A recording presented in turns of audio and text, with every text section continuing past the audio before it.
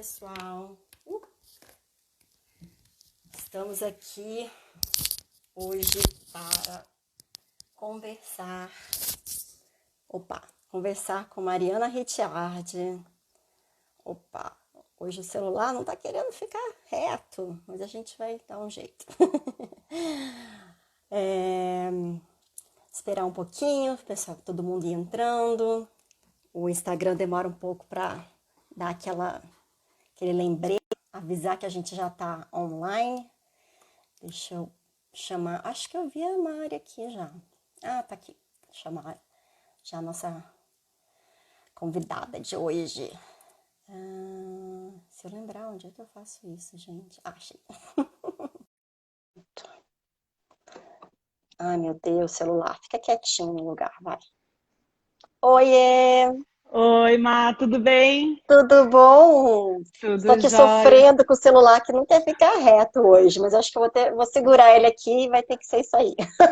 Ah, a gente vai se virando, né? Afinal de contas, É, é ao vivo, só que nós não temos a estrutura do Faustão para fazer ao vivo, então a gente vai não, se inventando. não temos, a gente vai se virando. É isso Olha, aí. Mari, geralmente a gente dá um tempinhozinho, uns minutinhos de nada aí, só para o pessoal ir chegando mais. Enquanto isso, Sim, eu vou fazer sua apresentação, para quem está aí de gaiato e ainda não sabe quem é Mariana Ricciardi. E quem for entrando. Ah, e eu vou colocar aqui também nos comentários, que aí quem for entrando, né, já sabe do que se trata, mesmo se entrou assim, meio sem saber o que que era. Então, vamos falar sobre sim. produção. Vou colocar aqui no comentário fixo. Produção com mulheres na liderança. Que Vamos isso lá. faz toda a diferença. E é isso que a gente vai conversar hoje. Essa diferença. O que que muda? Entre outras coisas, né? Porque aqui é um bate-papo, a gente fica Tem bastante conversando coisa para mesmo. falar. E geralmente é capaz que não vai caber em uma hora, mas enfim, é a vida. Vamos Qualquer embora. coisa a gente faz outra. Pronto, tô quase terminando de colocar aqui. Opa, hit, prontinho. Publicar e, opa, Ah, que fixar ótimo. comentário. Prontinho. Então, pessoal que já entrou, vou apresentar aqui a Mariana. A Mariana tem um currículo extenso. Eu não sei por onde começar. Eu vou citar algumas coisas, vou deixar outras, várias de fora. Mas, para quem não conhece, a Mariana é uma super produtora executiva, head writer. Ela está envolvida aí nas produções de Infância Clandestina. São várias coproduções internacionais, né, Mari? Não é só aqui no Brasil que você está trabalhando, não tem essa. Séries da Fox, como Impuros, que mais? Enfim, muitas coisas. E eu vou deixar ela se apresentar e destacar o que ela achar que vale destacar para começar essa conversa. E bem-vindos todos que já estão aí com a gente.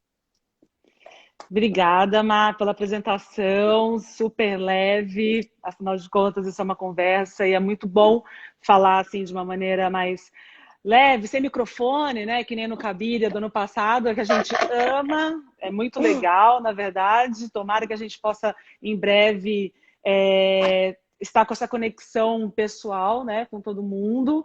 O festival no ano passado foi tão lindo, né? Então, que a gente consiga logo mais ter ele presencial, enquanto não dá, vamos dando continuidade aqui, né, A gente vai se virando.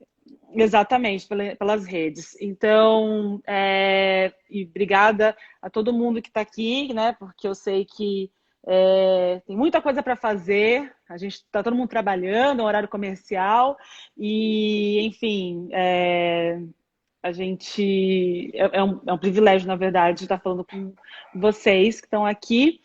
Ah, bom, meu nome é Mariana Ricciardi e eu trabalho como produtora executiva há 10 anos. Eu iniciei minha carreira como assistente de direção, na verdade, em 2002. E aí eu fui, na verdade, entendendo como assistente de direção que existiam muitos problemas de produção, do qual eu tinha que segurar várias batatas quentes que não eram minha, né? E aí eu comecei a entender que os produtores, eles eram produtores normalmente quase por acidente, sabe? Assim, tipo, eu quero produzir o filme de um amigo meu, então, ou senão, eu sou diretor e vou começar a produzir. Então, os produtores, eles não tinham uma formação. E aí eu fui buscar essa formação. Eu fiz uma especialização em filme business em Madrid e aí voltei para cá efetivamente como executiva, trabalhando como assistente executiva primeiro e depois como produtora. E aí, enfim, é um longo caminho e um longo caminho, na verdade, sempre à sombra masculina, né? Sempre à sombra, na verdade, de um mercado que é muito masculinizado e muitas vezes muito interpessoal, né? Com relações que não são efetivamente profissionais, que a gente não trabalha com contratos e acordos, né? Então, eu confesso que eu tenho vários obstáculos aí, mas a gente vai trabalhando dia a dia para tentar fazer a coisa ser melhor possível.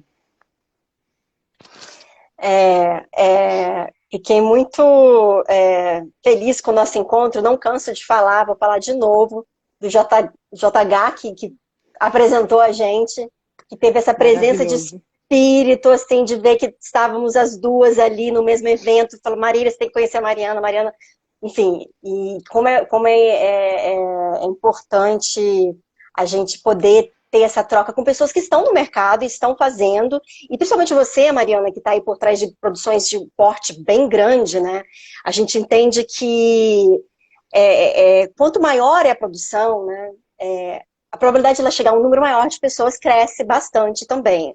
E com isso cresce a responsabilidade, né? Do que conteúdo que você está colocando ali para essas pessoas todas, né? É algo Sim. Até que no Instituto Dina Davis, uma das pesquisas principais é justamente analisar filmes de maior bilheteria, por entender que são esses que têm esse impacto. E que muitas vezes quem está ali do lado do criador torce às vezes um pouquinho o nariz, né? Porque é o mainstream, mas, cara, o mainstream é super importante. É extremamente Sim. importante. E é um lugar onde tem menos mulheres, né? Onde eu acho que parece que é mais difícil a mulher entrar. Parece que quanto mais dinheiro envolvido, mais fechado fica para as mulheres. Se você puder contar um pouquinho desse início da sua carreira aí na produção executiva, começando a pegar os primeiros projetos grandes, como você se sentiu? Eu acho que, pegando carona no que você falou sobre esse universo de negócios, assim, eu acho que primeiro é muito importante a gente entender que cinema, TV é produto e a gente está lidando com negócios. Ele flerta com elementos artísticos, né? Flerta com dramaturgia, flerta com música, flerta com artes plásticas, literatura, mas a gente está fazendo o produto audiovisual, né? Seja obra seriada ou seja obra em longa-metragem. E no mundo dos negócios, as mulheres nunca foram uma presença muito forte, né? Assim, sempre estiveram em lugares de assistência e não de gestão, né? Então, a gente tem no Brasil uma população de 52% de mulheres e dentro do mercado audiovisual, a gente tem como produtoras 41%, né? Segundo os estudos da Ancine em 2019. Então, há uma discrepância aí, na verdade, porque a gente está fazendo conteúdo para pessoas em casa, para uma audiência que é majoritariamente feminina. 2%, mas é majoritária. Né? Vários estudos indicam que é a mulher que leva, que escolhe muitas vezes qual é o filme a ser assistido numa sala de cinema. E inclusive isso também acontece em casa muitas vezes porque as mulheres são mais analíticas quanto ao tipo de conteúdo a assistirem. Eu vou assistir aquele filme do festival, vou assistir aquela série que eu vi, que eu li uma matéria sobre. Então, assim, mesmo com todo esse cenário feminino em volta, a gente é minoria em tudo, né? Assim, dentro do setor audiovisual. Então, a mulher, como gestora, ela é muito questionada. E aí, no meu caminho, eu tive alguns momentos de altos e baixos até, na verdade, chegar num lugar mais de autoestima que eu tô hoje, assim, né? Então, por exemplo, eu comecei na RT Features com o Rodrigo Teixeira, que foi realmente muito querido em abrir extremamente espaço para que eu conseguisse trabalhar e ter voz. Só que eu lembro que eu era muito questionada em relação à minha idade, porque eu comecei, né, com 27 anos, e em relação, tinha uma coisa meio tipo, ela é meio bonita, será que ela é competente? Eu ouvia que eu era Barbie de 7, porque eu estava sempre com um rímel impecável, por exemplo, às 5 horas da manhã. Então, assim, é muito maluco como a gente é questionada, por exemplo, por coisas extremamente medíocres. Né? Você não tem como medir a competência de uma pessoa porque ela usa maquiagem ou não, ou porque ela está com um traje ou não. Competência é apenas realização, é entrega, é qualidade. Então, é muito maluco como eu fui muito questionada no começo. E passei por várias fases, assim, desde cortar o cabelo super curto, para me colocar no mercado de uma maneira diferente. Tipo seu, já tive o cabelo tipo seu, assim, tipo, não olhem para mim, sabe? Tipo, não, gente, eu tenho que me colocar como pessoa, como o que eu faço e não como estética. E depois que eu venci um pouco algumas questões em relação à presença, à feminilidade e tal, eu comecei a trabalhar e eu tive que jogar muito o jogo dos homens para conseguir o meu lugar, né? Assim, eu não tinha muita, não noção, assim, mas eu não tinha muita a atitude de, por vezes, falar, gente, essa série tem homem dirigindo, vamos colocar uma mulher, pelo menos, na direção de fotografia. Gente, a gente está fazendo, né? Tipo, só tem homem na mesa de direção, na sala de roteiro, só tem homem não sei aonde. Então, eu confesso que eu não tinha muita força, assim. E uma influência muito grande começou a vir, não tem como, assim, mas ela é oriunda do Me Too, assim, acho que 2016 foi um ano muito forte, onde a gente conseguiu entender que efetivamente a gente não precisa ter tanto medo de não jogar o jogo masculino dentro do mercado audiovisual, entendeu? Que a gente pode, na verdade, ser a gente mesma, né? Sermos nós mesmas e a gente deve lutar pelas nossas pautas dentro das obras, né? Então, comecei a ficar mais segura, na verdade, de comprar algumas brigas, e elas são brigas mesmo, quando eu tenho parceiros, né, e majoritariamente são homens, ou seja na direção, ou numa coprodução, ou no roteiro, ou em cargos de liderança, canal de televisão, né, gente? Muitos canais liderados por homens, muitos nas plataformas também. Eu entendi, na verdade, eu comecei a ter mais coragem e força para conseguir colocar mais representatividade, assim, né? Representatividade de gênero, de cor e tudo mais. Então, eu me considero, na verdade, nesse momento, com uma certa autoestima para conseguir fazer o que eu faço. Eu precisei, na verdade, conseguir uma autoestima para conseguir apresentar meu talento e minha competência. E eu acho isso tão alucinante, porque o homem não precisa desse obstáculo, né? O homem só mostra o seu talento, o homem só mostra o seu trabalho e ponto. E a gente precisa de outras validações, né? E uma validação interna foi extremamente importante para que hoje eu conseguisse chegar, me tornar uma produtora independente e do qual, assim, as pessoas que trabalham comigo já sabem um pouco, né? Tipo, os homens que me convidam para produzir, por exemplo, uma obra que eles são diretores, eles já sabem que eles vão ter que lidar com alguns pedidos ou alguns processos que eu vou fazer, né? Então, enfim. Talvez eles já pensavam nisso quando te chamaram, né? Tô achando que meu produto precisa estar um pouquinho mais diverso. Quem que vai me ajudar a imprimir isso? Ou não? Isso é uma fantasia minha de que as pessoas estão preocupadas.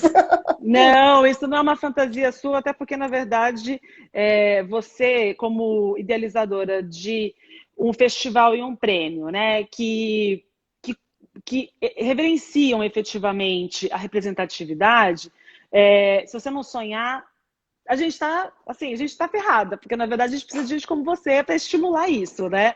E aí eu acho que a gente vai contaminando, e contaminando, inclusive, os homens que estão ao nosso redor. Eu acredito que existam duas linhas aí. Eu acho que tem gente que não me procura, efetivamente, porque sabe que eu vou falar para a gente olhar para a questão de representatividade dentro dos projetos, e aí, às vezes, eu vou preferir efetivamente dar lugar, por exemplo, para alguém que não tem muita experiência, mas que precisa estar perto, ou eu vou onerar o orçamento com duplas, entendeu?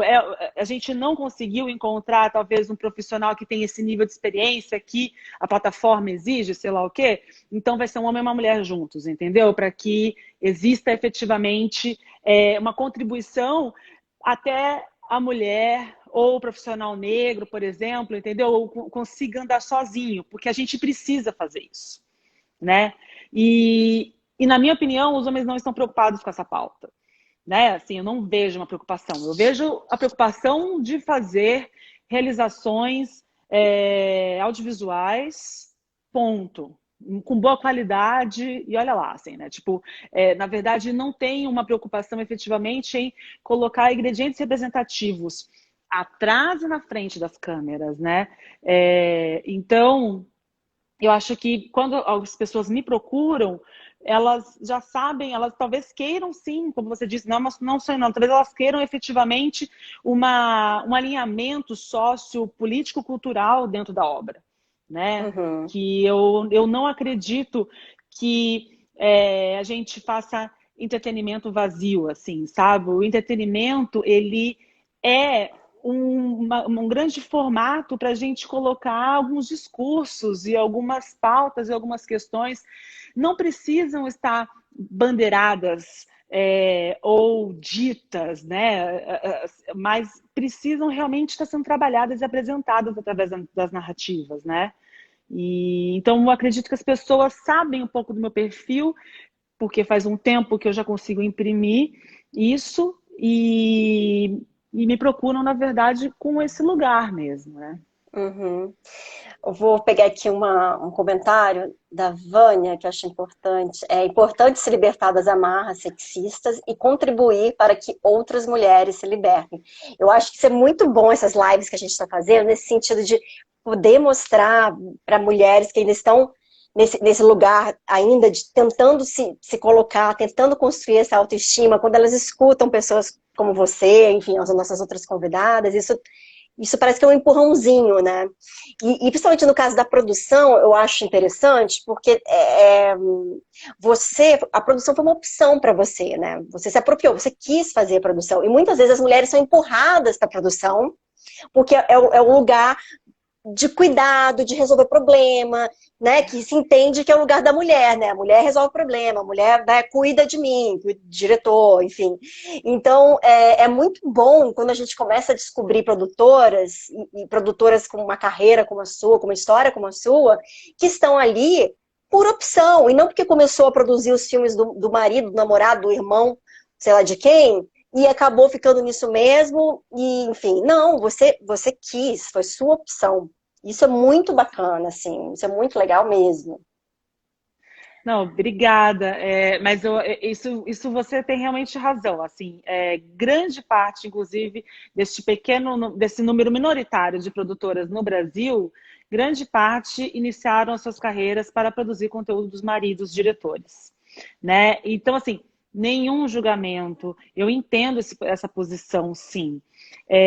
Mas eu acredito, na verdade, que a gente precisa olhar também para a mulher de negócios, para a Sim. mulher gestora, produtora, que vai efetivamente falar de igual para igual sobre números, resultados, investimento.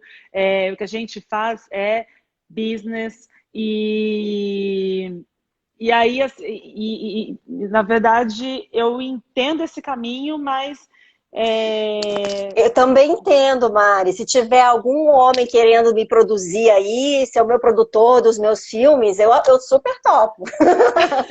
É que isso não sim, acontece, né? Geralmente o que é, acontece enfim, mas é isso. É só a gente lembrar que é esse lugar dos negócios, né? Que é mais do que estar ali, né, para impulsionar a carreira de quem quer que seja, mas você está ali porque você tem uma habilidade desse universo dos negócios.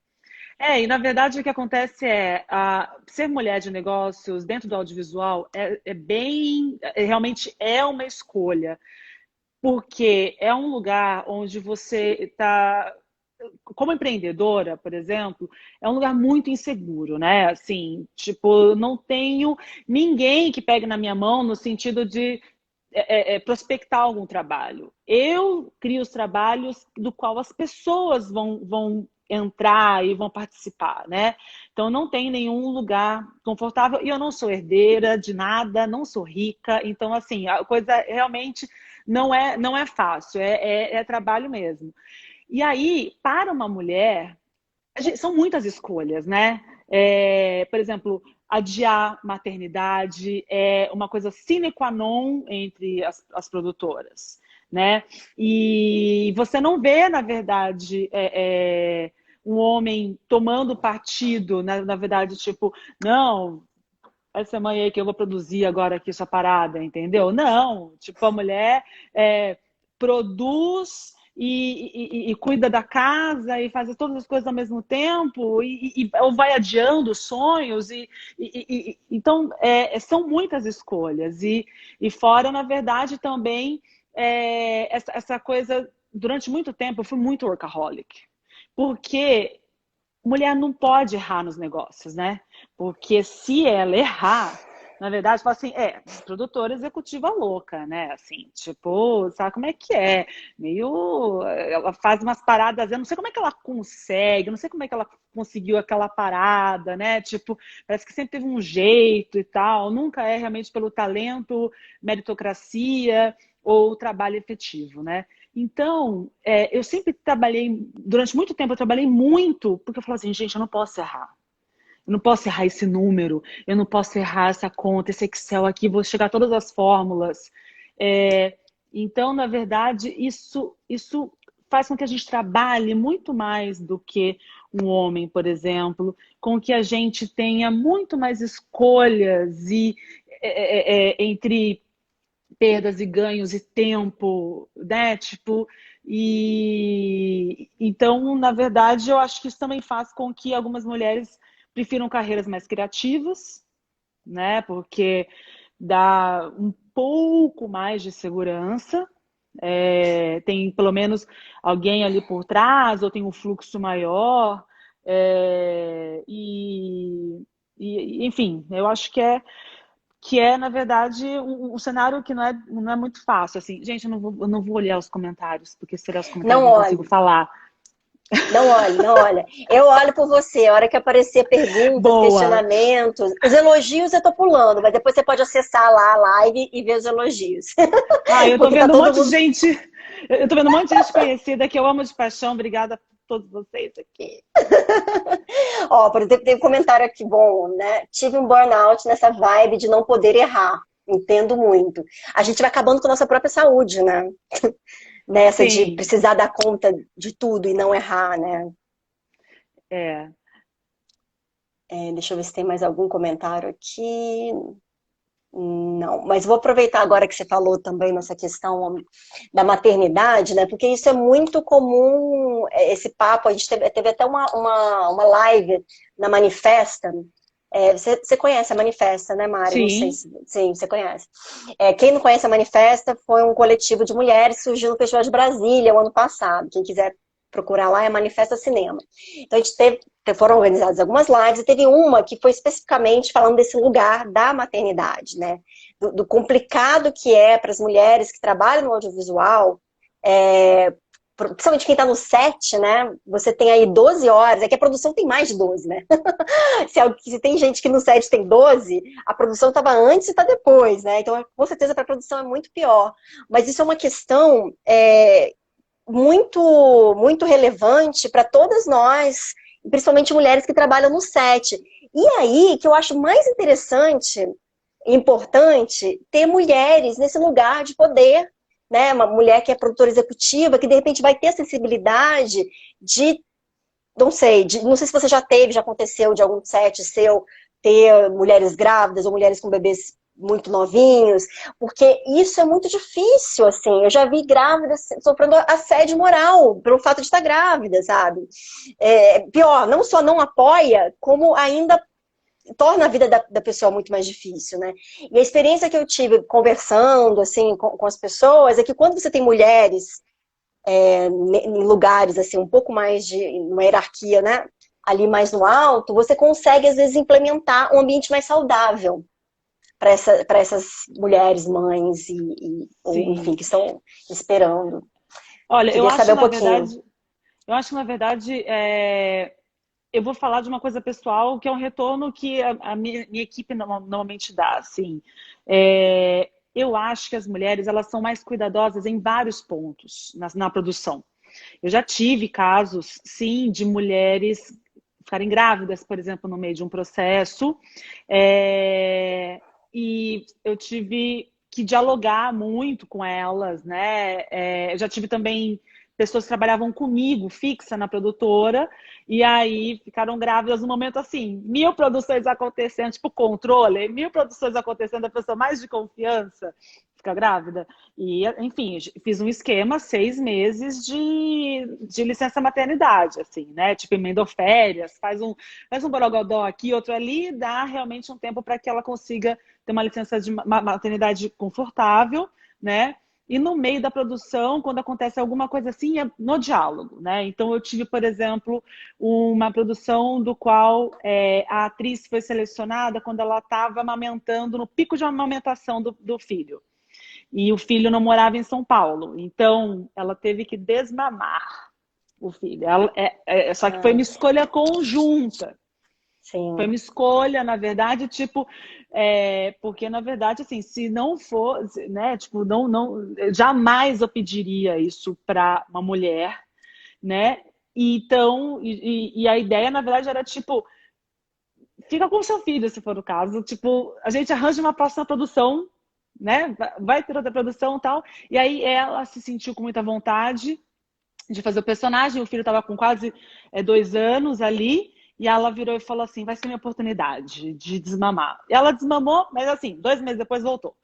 Aí eu fiquei até mais confortável, assim, ela falou assim, eu voltei e tal, não sei o que, ele voltou mamado. Eu falei, ai, que bom, sabe? Tipo, que ótimo, assim, porque eu ia me sentir muito mal se você tivesse desmamado para sempre esse ser humaninho. Então, eu acho que, sim, tem uma coisa do diálogo e tal. E eu já vi em outros momentos mulheres que sacrificam, na verdade, várias coisas, o casamento, o filho, a saúde, a família, o que for, para pegar um job. Porque precisa daquele projeto, porque senão não vai acontecer e tal. A gente tem muito desse lugar, né? Então, De se colocar no lugar do sacrifício, né, espontâneo, né? Uma coisa que vem às vezes espontânea. A gente tem isso, né? A gente vai se jogando assim, tipo, não, eu preciso disso porque é a minha oportunidade. Sua oportunidade para quê? Assim, mais ou menos, até onde, assim, né? Tipo, o que que você vai... Não posso ser naive aqui e ficar falando, gente, não vamos ser esforçadas. Não, a gente precisa se esforçar e entender efetivamente o que a gente precisa fazer, o máximo que a gente pode fazer para a gente conseguir realizar o melhor possível dentro das nossas carreiras. Mas a gente realmente precisa entender o que a gente está sacrificando e se vale a pena mesmo. E são muitas escolhas para o nosso lado. São mais escolhas do que para os homens, né? Os homens também têm que fazer algumas, mas a gente tem mais, a gente tem tempo, relógio biológico, a gente tem humores, oscilações, e isso não está no nosso dia a dia quando se cobra performance. né? Então, o que eu tento, na verdade, é fazer com que a produção seja muito sadia, desde o catering, sabe? Tipo, poxa, a gente vai fazer uma série 3 meses comendo aqui, sabe? Tipo, precisa ser uma troca sabe, troca de catering, eu revezo, sabe? Para não ficar com o mesmo sabor. Sei lá, eu invento algumas coisas, assim, converso até para entender o cardápio, sabe? Para não ser super calórico, entendeu? Para tornar a coisa mais saudável. Eu não grito no set, eu proíbo grito, proíbo falar alto, acho inadmissível, né, esse tipo de comportamento, que é muito usual dentro das nossas produções. Não trabalho também com produções mais de 12 horas, a não ser que 12 horas de porta a porta, a não ser que realmente caia um raio, aconteça alguma coisa muito complicada, como uma câmera, um atraso de equipamento, um ator que não conseguiu chegar, alguma coisa efetiva, assim. E eu acredito que algumas mulheres tenham um pouco mais esse cuidado também no set, como produtora, e na produção como um todo, para que ela seja mais harmônica, para que ela seja mais cuidadosa e exista uma certa qualidade de vida ali dentro do dia a dia do processo. Já que você falou em qualidade de vida, eu vou voltar aqui numa pergunta da Malu. Malu Andrade falou aqui, Mari, e como foi essa decisão de deixar de ser workaholic? Como foi essa mudança de mindset? Essa Malu resposta vale maravilhosa. milhões. Conta pra gente.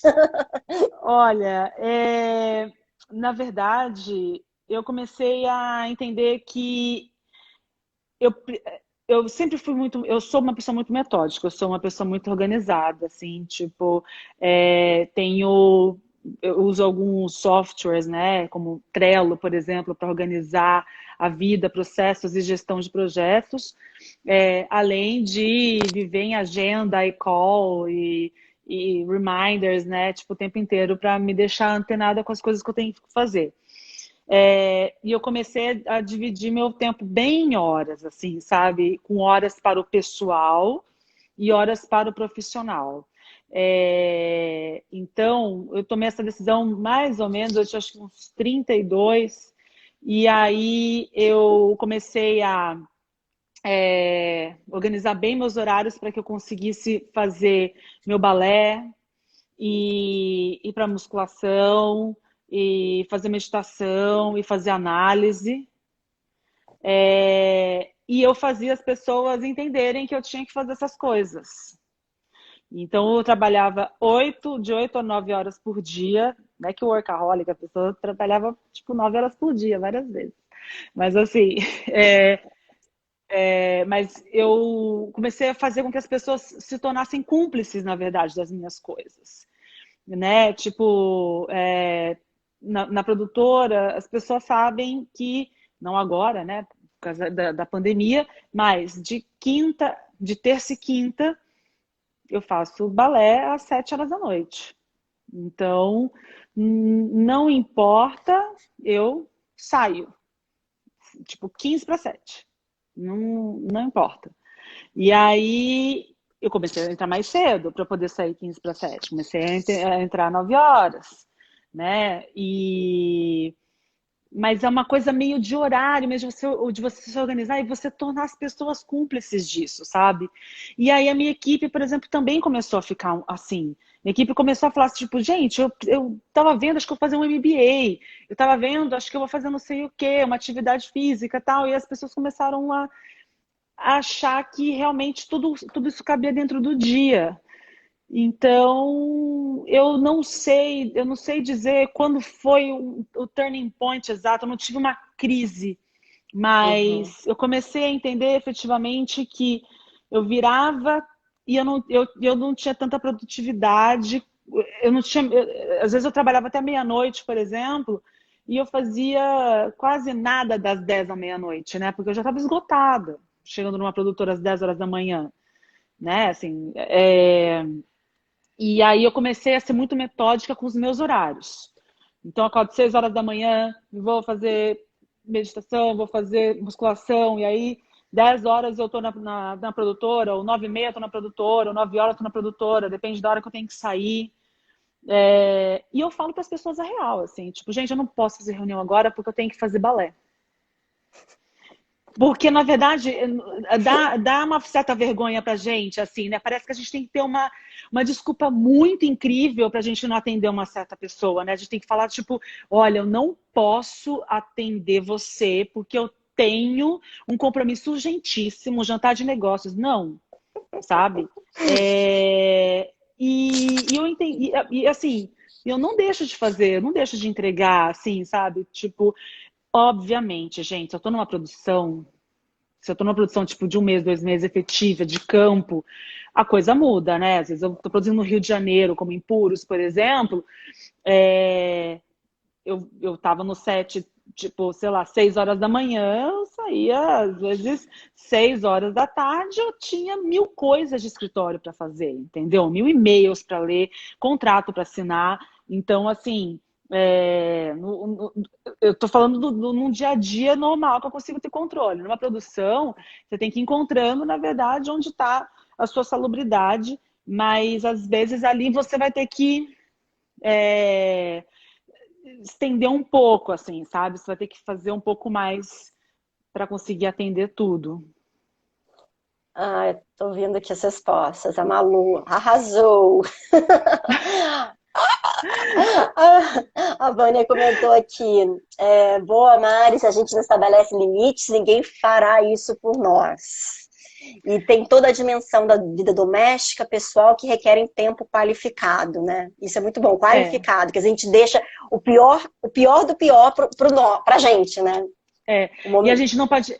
Assim, eu acho que, assim como a minha vida mudou quando eu comecei a ter autoestima, minha vida como produtora mudou quando eu mudei minha autoestima, a minha vida profissional mudou quando eu comecei a conversar com as pessoas e não achar que eu preciso ter, que tudo tem que ser importante. Eu preciso ter muitas reuniões e eu preciso sempre ter um dia muito cheio e eu preciso ter coisas muito importantes acontecendo.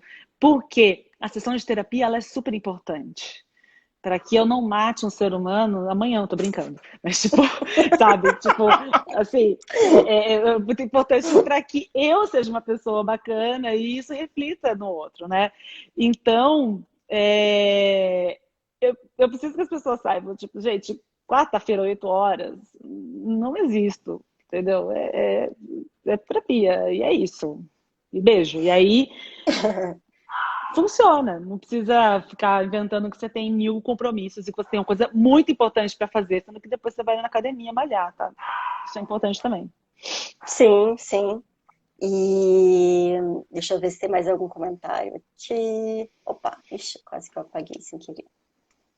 Gente, faltam tá praticamente 20 para as 4. Só avisar para quem quiser perguntar, não perguntou ainda, não comentou,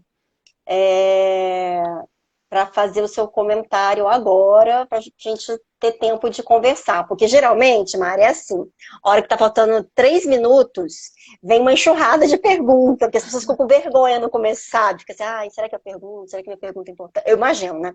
Aí, de repente, na última hora, brum, aí a gente fica louca tentando responder tudo, às vezes não dá, mas enfim. Então, gente, se soltem, comece a tomar coragem para vocês perguntarem. Se bem que hoje as pessoas estão bem soltinhas, hein? Muita pergunta aqui. Alguém perguntou lá atrás, eu acho, sobre onde encontrar esses dados, né? Sobre a presença da mulher no audiovisual. Não sei, né, porque que estado que está o site da Ancine hoje, mas na Ancine tinha um desses estudos. Você pode procurar também no GEMA, que é da UERJ, se eu não me engano. Olha, a Vânia me lembrou de uma coisa importante. Vou falar agora. Ai, meu Deus. Enfim, ou pergunta pra gente lá no Cabiria, que a gente tem isso tudo, a gente passa pra vocês, tá? Só não sei quando, que a gente tá muito ocupada, porque o prêmio está acontecendo, eu tô aqui batendo papo, nem falei, a Vânia puxando minha orelha aqui. E até porque o prêmio é um link muito forte que uniu a gente, né, Mari? Porque, para quem não sabe aqui, a Mariana foi, o ano passado, do júri consultora. Do Prêmio Cabiria. Então, e agora a gente está com o prêmio novamente, as inscrições abertas, e até dia 31. Então, quem aí está aí escutando e é roteirista, procure saber, entre no nosso site. E queria que você falasse um pouco, então, da sua experiência com a gente no Cabiria, como júri, como consultora. A gente, não sei se você... A gente acabou fazendo um encontro aqui das meninas que vocês deram consultoria com a Carol e a Vanessa. Mas aí, como elas ficaram mais tempo com elas, eu falei, então vamos deixar esse encontro, senão também vai ser gente demais numa live só, a gente vai ficar louca se chamar todo mundo. Mas eu queria escutar, eu sei que as meninas adoraram o bate-papo que tiveram com você, foi muito bom, importante para elas, eu queria saber um pouco como é que foi para você, e não foi de forma geral, se você gosta desse lugar, de ser uma pessoa, né, que tá ali para compartilhar conhecimento e ajudar, e não sei, você gosta desse lugar de consultoria? Nossa, muita pergunta, né? Desculpa, gente. Tô me empolgando. Dá uma resposta aí qualquer, não precisa responder tudo, que eu me empolguei. Não, vamos lá. Eu gosto sim, eu gosto bastante desse. Eu gosto muito de fazer consultoria e trabalhar em laboratórios. É uma coisa que eu tenho sido chamada nos últimos anos e eu adoro, porque eu acho que eu consigo contribuir como se fosse um projeto meu, que eu estivesse produzindo mesmo, entendeu? Só que eu vou colocar meus conhecimentos em prol de um prêmio, um laboratório ou um festival, né? E eu acredito que não dá para a gente fazer, não dá para a gente pensar só nas nossas coisas, né? A gente tem um mercado para estruturar, a gente tem uma economia criativa para batalhar, é um setor para profissionalizar. Então não dá para eu guardar as minhas experiências somente para os meus projetos. Eu acho isso assim inadmissível em todas as áreas e com todos os profissionais. Assim, acho que quem tem um pouco mais para passar deve passar, porque a gente não tem nada a esconder. O nosso mercado ainda ele é muito iniciante. A gente não é efetivamente uma indústria, a gente é um setor. Então, a gente tem tantas batalhas que não adianta a gente ficar guardando para a gente os nossos conhecimentos e experiências. E a experiência no Cabiria foi muito especial porque acho que foi muito legal ver um lugar tão colorido e com mulheres e de todos os jeitos e de todas as identidades, assim, mulheres novas querendo alcançar um lugar e tentar entender o mercado, e o nosso mercado muda tanto, né? Assim, então, o ano passado foi muito maluco, porque a gente teve um turbilhão de coisas, né? A gente teve um governo iniciando uma guerra cultural contra nós de uma maneira muito forte, então muitas mudanças, e do qual no Cabiria a gente, né, não sabia se discutir essas mudanças ou se falava um pouco das coisas antigas, ou se falava assim, gente, apaga, esquece que vocês aprenderam e vamos começar tudo de novo, né? Então foi bem desafiador, na verdade, tentar compartilhar com as pessoas como que a gente consegue fazer audiovisual no Brasil, no meio dessa loucura. E as experiências de laboratório mesmo, as consultorias mais próximas, foram lindas, assim, porque na verdade foi um projeto só, né? Foi um projeto muito bonito, infanto-juvenil, né? Jovem adulto, com uma pegada ali, então muito promissor, com as meninas, uma puta de uma história, mas faltando um pouco de visão de produto e tal. Então acho que a gente teve uma conversa muito bonita, um processo muito legal, e são meninas negras, e para mim foi um presente, na verdade, né? Tipo, contribuir para que mulheres negras comecem a criar mais força dentro do mercado é o mínimo que eu posso fazer, né? Como produtora branca. Ah, legal. A Marina teve com a gente, falou um pouquinho mais do projeto, como está agora. E é muito legal você ver a coisa, né, tomando corpo e evoluindo, e você vê que como esse partilhamento, né, desse conhecimento, como impacta, né? Às vezes pra gente parece que é tão pouco. Nossa, eu vou falar só sobre isso aqui, uma coisinha de nada. E de repente, o que você acha que é uma coisinha de nada significa horrores, né? É muito bom ver Sim. esse processo. Eu queria que agora o pessoal começou a perguntar, muito bem, gente. E Mari, você escolhe os projetos que vai produzir? Como é esse processo? Você sente o processo de produção como um processo criativo em alguma medida? E eu É, vou emendar uma outra. Você acha que é um momento promissor para formatos de não ficção no Brasil? Pronto, essas duas. tá. Eu escolho meus projetos a dedo. Sou muito chata, na verdade, com isso. Eu acredito que um dos papéis de uma produtora executiva, principalmente, é que existem algumas linhas executivas, né? Não vou nem entrar nisso aqui, porque senão uma hora é pouco. Mas a linha executiva de negócios precisa trabalhar com curadoria, porque na verdade você está trabalhando com mercado, audiência, consumo, né? Então eu preciso entender, na verdade, comportamento social, para entender o que as pessoas estão querendo, para entender o tipo de projeto que vai de encontro à audiência. Isso a reboque de valores e preceitos que eu desejo como produtora, como a minha empresa, né, Andaluz também deseja e tudo mais. Então, o que eu acredito, na verdade, é um processo de curadoria fino, e eu seleciono os projetos, na verdade, com alguns pilares, entre eles valor artístico, né? Assim, você tem um preceito artístico que é interessante, vem de encontro à audiência, valor de produção. Não dá para fazer, infelizmente, alguns projetos que sejam extremamente inviáveis quanto a custo ou tecnologia.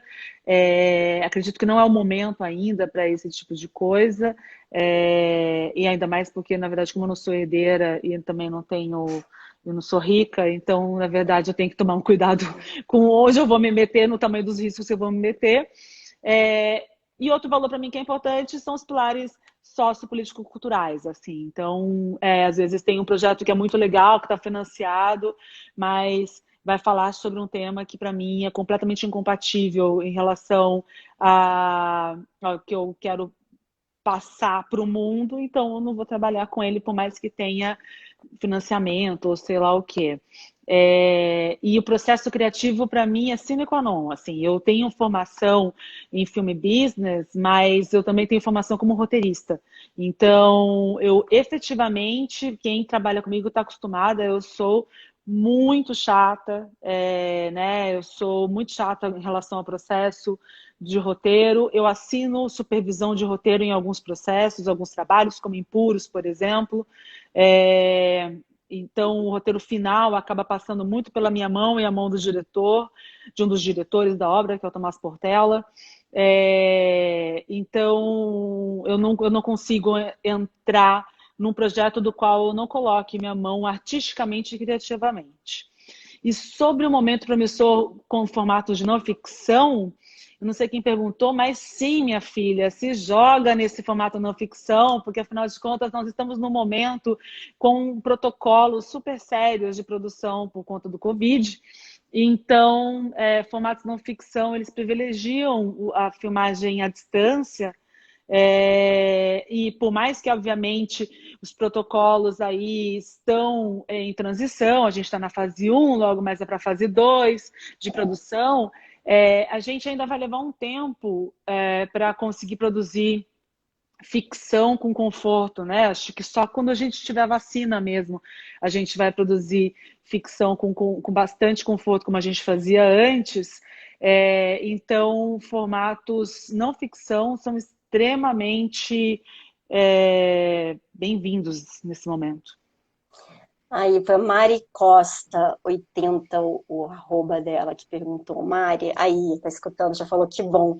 Ó, Mari, fica ligada que a gente tem a categoria piloto de série de ficção no Cabir esse ano, categoria nova.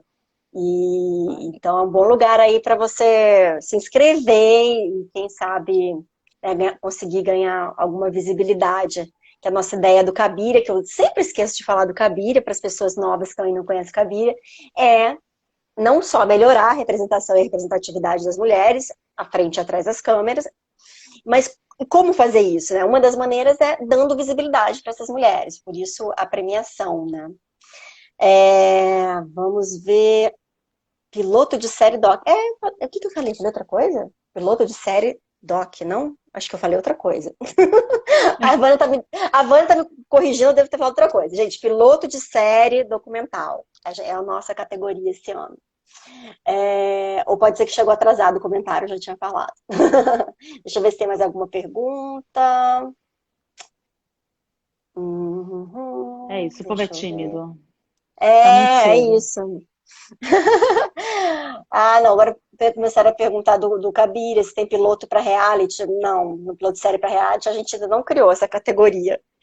E eu tava com pergunta na ponta da língua para fazer para você, eu esqueci, peraí que eu vou lembrar de novo. Ah, Gente, lembrei. fala, assim, reality tem Não, muito fala. incentivo dos canais, tá?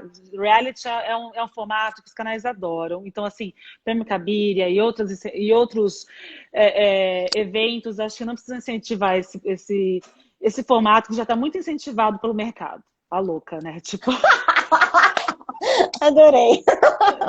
sincericida. Lembrei a pergunta que eu te fazia.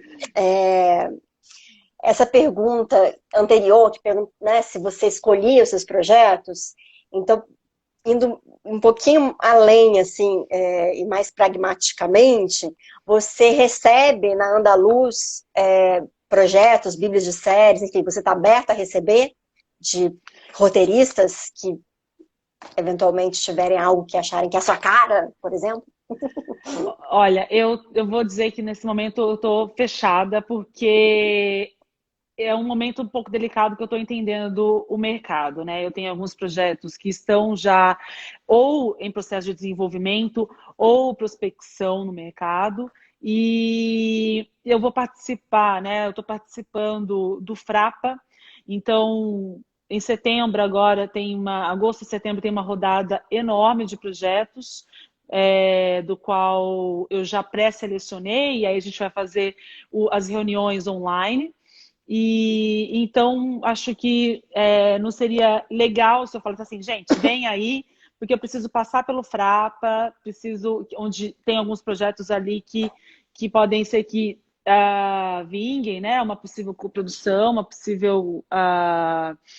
possível associação, e aí eu preciso entender o mercado, sabe? Sim, Eu acredito que esse é um bom momento para que as pessoas é, se sintonizem nos seus projetos e trabalhem de uma maneira para chegar muito potente ao mercado, assim, porque ele, o mercado vai precisar de muita coisa nova. Mas nesse momento é preciso respeitar também um pouco o tempo dos canais, né? E o tempo desse cenário que a gente está passando de epidemia aqui no Brasil, né? Assim, porque já a pandemia no mundo está mais controlada, mas a epidemia aqui não, né? Então, tem muita série que estava para ser feita e aí teve que parar e vai ser feita logo depois. E aí tem que entender como que vai bater, né, junto ao mercado. Então, eu acredito que a gente sempre reclama que a gente não tem tempo de trabalhar em desenvolvimento de projeto, né? Então, por que não aproveitar esse momento para sentar, ver coisas, pesquisar muito, entender realmente o seu projeto, tanto quanto narrativa, quanto como produto, né, para chegar potente no mercado, né? Não só para apresentar o projeto para nós, produtoras independentes, mas também junto aos canais, né? Então, eu acredito que é um momento de interiorizar e focar muito no desenvolvimento de histórias agora. sim.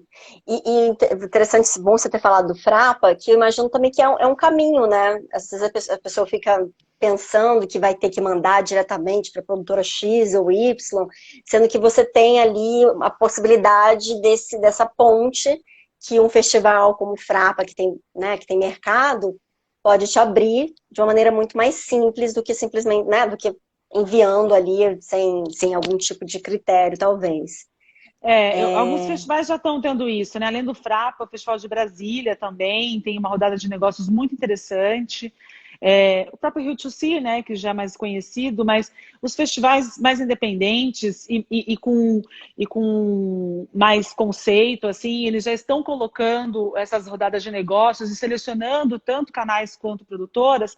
E aí é muito legal Uhum, porque, na verdade, o projeto pode passar, né, por várias produtoras, inclusive a roteirista entender, né, tipo, falei esse projeto com essa produtora, com essa daqui, e fulana me ofereceu tanto, ciclana me ofereceu tanto, então, né, tipo, a própria roteirista já tem uma força ali de escolha, né, assim, uma uhum. oportunidade de escolher. Vânia está lembrando aqui de outras iniciativas. Tem o Curitiba Lab. Você estava em Curitiba Curitiba. também, né, Mari? Tava, no olhar. Diaspora Conecta, enfim. Aí a Vani mandou aqui, queria saber, eu acho que vai ser a nossa última pergunta, porque faltam 4 minutos. Aham. É, queria que você falasse, queria saber da sua visão. Você já falou um pouquinho lá atrás, quando você falou do Cabira, mas se você puder desenvolver um pouco mais sobre a sua visão da importância da existência desses labs todos que né, estão começando a aparecer mais labs no Brasil nos últimos anos. Eu acho que o laboratório tem uma importância que é você testar o seu projeto, né? E a autora, né, a roteirista, a criadora não pode ter medo de testar o projeto. A gente tem uma série aí, né, que está super bombada e sendo falada, que é a I May Destroy You, né, da HBO, e a Micaela fez 192 versões do piloto, né? E então a tentativa e erro dentro do desenvolvimento é extremamente necessário, porque ali você pode errar, ali você pode apagar, ali você pode testar. E aí você colocar o seu projeto no laboratório ou num festival, numa iniciativa que vá trabalhar, na verdade, a narrativa de forma analítica, testar e questionar e provocar, é essencial. Porque depois, quando o projeto for para um canal ou for para uma distribuidora, a mão da distribuidora, a mão do canal também vão entrar aí. Mas quanto mais a criadora, a autora e a roteirista tiverem domínio e propriedade da história, mais ela vai ser coerente com a narrativa. Então é melhor errar sem ter dinheiro no meio, que não é no caso dos laboratórios, né? E no processo de desenvolvimento, do que talvez ficar à mercê de opiniões terceiras do mercado que não estão tão alinhadas com os pilares da narrativa. Muito bom. Nossa, eu tô vendo já que essa nossa live vai ser uma dessas que vai ter muitas visualizações, assim, que as pessoas vão continuar procurando e assistindo, porque tem informações aí, tem dicas e aconselhamentos para quem está escrevendo, tentando criar, preciosos, realmente. Que Falta bom. 1 minuto, então eu queria agradecer, Mari, muito obrigada por você ter topado aqui naquele espaço com a gente, por ser uma parceirona do Cabiria, desde que você conheceu o Cabiria, que a gente está junta. Enfim, espero que a gente consiga ainda colaborar e conversar muitas outras vezes. A gente fica muito feliz, muito, muito feliz de ver mulheres poderosas, assim como você, por trás de projetos grandes, para inspirar as mulheres. Ó, gente, produção grande é lugar de mulher, então sim, sim, sim, sim. Não tenho dúvidas disso. Mariana Richard está lá para nos lembrar. Maravilhosa. Não, obrigada, Marília. Obrigada, Vânia. Obrigada, Cabiria, por existir, né? E ajudar, e incentivar, e nos fazer refletir sobre a representatividade no audiovisual. Enfim, estou aí no Instagram, @maricota, para a gente trocar aí com quem quiser fazer mais perguntas, alguma coisa nesse lugar. Eu gosto muito de compartilhar sobre meu ofício e que a gente siga unida, não só nós, né, Marília, que é um prazer, mas como mulheres, né, dentro de toda essa pauta, de toda essa batalha que a gente tem dentro do nosso mercado e dentro da sociedade. Ah, maravilha. Obrigada, Mari. Gente, obrigada a todo mundo que estava aqui com a gente, Beijo. tá bom? Beijo. Beijo. Tchau, tchau. Tchau.